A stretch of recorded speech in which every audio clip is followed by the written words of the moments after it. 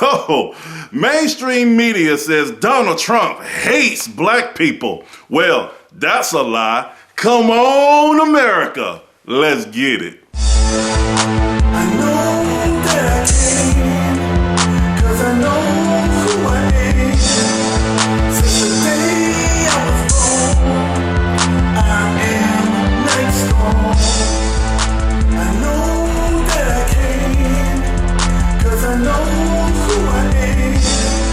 Since the day I was born, I am Nyghtstorm.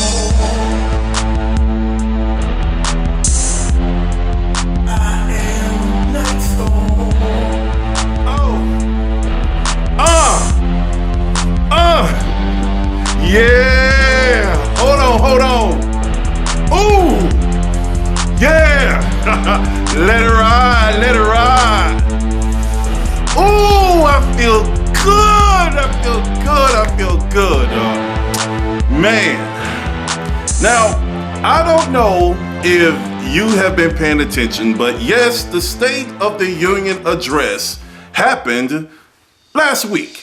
And I intentionally waited till after everybody done said everything they need to say, and I'm going to present a different type of perspective as to what I saw with the State of the Union. Because of course the mainstream media and a lot of people on the left are saying, you know, Donald Trump, he just so racist and he just hate all black people and he want to keep black people locked up and he just want to put black people in chains and that's just it, and I'll never support him and y'all should never support him. And you even had, unfortunately, Maxine Waters and some other Democratic leaders telling people not to watch the State of the Union for their own particular reasons, and some people actually boycotted the State of the Union. Some Democrats said they just not gonna go because they don't want to hear anything that Donald Trump has to say because Trump is just racist and he hates black people. Well, you know something, to all those folks who watched the same thing that I watched, I want to present to you an argument of showing just how racist Donald Trump is. And you want to ask the question, then why is Donald Trump so racist? Donald Trump is so racist, he actually wants to release black people from jail. Woo! Here is the first example. Now pay attention to the racism, to the bigotry, to the hatred that he has for Alice Marie Johnson at the State of the Union. Check it out. Last year, I heard through friends the story of Alice Johnson. I was deeply moved. In 1997, Alice was sentenced to life in prison as a first-time nonviolent drug offender.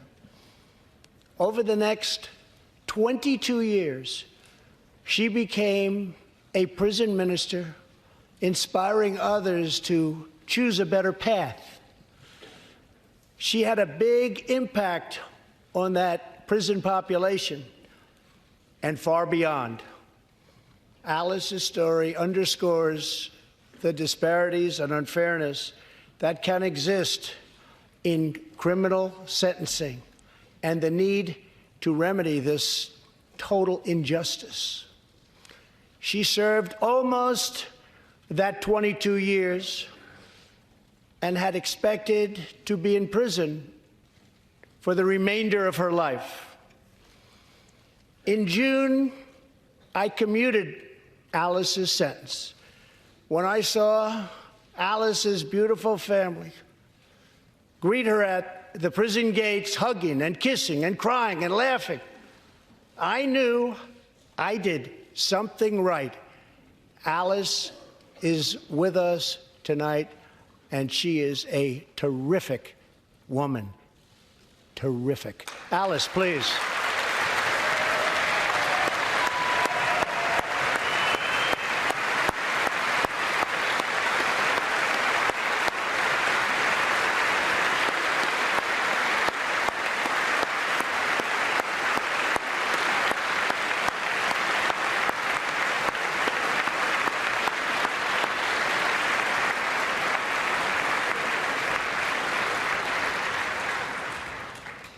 Alice, thank you for reminding us that we always have the power to shape our own destiny. Thank you very much, Alice. Thank you very much.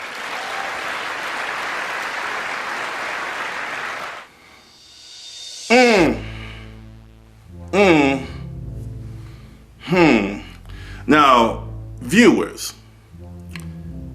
that to me did not appear to be racist. Now, I know I got my bifocals on, and I could see pretty clear that he was actually talking about the injustice of folks being locked up for time like that. And the beautiful thing about her story is that while she was locked up, she took it upon herself to build herself and to build others. That is why redemption is so important. And it's just amazing that really the main people clapping about this was the racist Republican conservatives. I mean, it was people standing up saying, woo, yes, yes, yes, she made it out. Those folks are just so racist that they wanted this black woman out of jail who focused her life while she was incarcerated on becoming a prison minister and helping to improve the perception of who they are, and also to improve the mentality of people who have been enslaved into thinking that they're less than because they made some mistakes. She didn't hide behind her skin color. She didn't hide behind her issue. She admitted she did something wrong. She was doing the time, and Trump said, time's up. It's time for you to go, sweetheart. Go and embrace your family. Now, hold on. We're not done. I have one more example of the blatant racism of our president, of the man, the orange man bad, sitting in the Oval Office right now, of a gentleman named Matthew Charles and the oppression that he went through on being freed from jail. Oh, the racism is blatant. Check this out. Inspired by stories like Alice's, my administration worked closely with members of both parties to sign the First Step Act into law. Big deal. It's a big deal.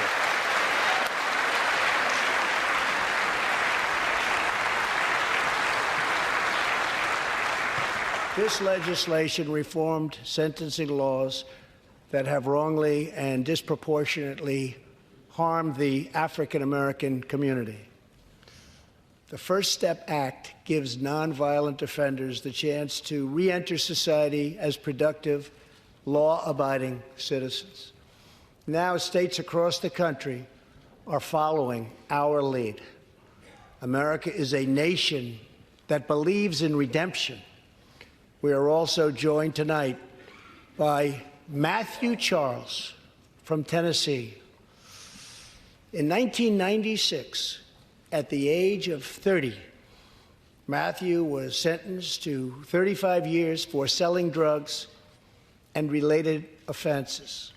Over the next 2 decades, he completed more than 30 Bible studies, became a law clerk, and mentored many of his fellow inmates.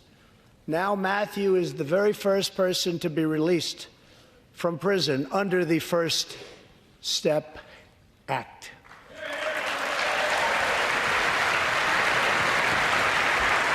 Matthew, please.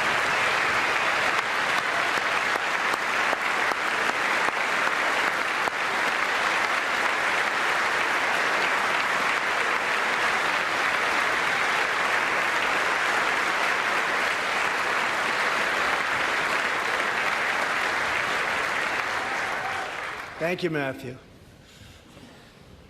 Welcome home.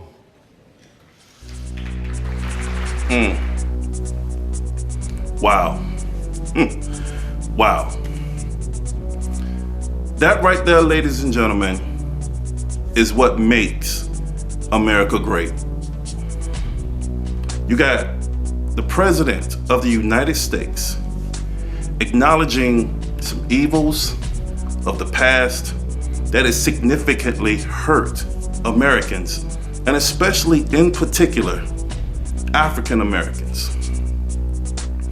And as you see with Mr. Charles, a man of distinction, a gentleman who stood up there and was happy and proud to be at the State of the Union and be honored by the President of the United States. Now let me tell you what this is. Let me tell you what this shows. It shows progress. And for everybody who is constantly saying, oh, Donald Trump just hates black people and you shouldn't even watch him, and tell the NFL players, don't even go and meet with him, don't even talk to him because he's just so racist, but you can go meet with Obama. I'm sorry, let me tell you something. If the President of the United States is launching prison reform, and he is serious about prison reform, and he asks you, send me letters of people that you feel have honestly been thrown to the wolves here, who honestly, this was not right. Let me take a look at it. Let my people take a look at it. And just like Alice Johnson and just like Matthew Charles, I will get them out of jail. To me, that is beautiful.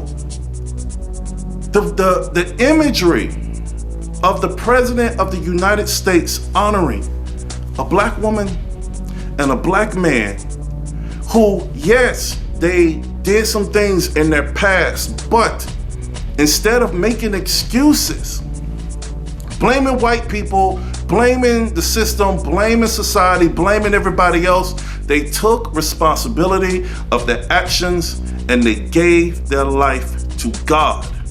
And they asked God to work in them, to change them. And a beautiful power was manifested in both of them as they effectively changed the lives of not only themselves, but everybody around them.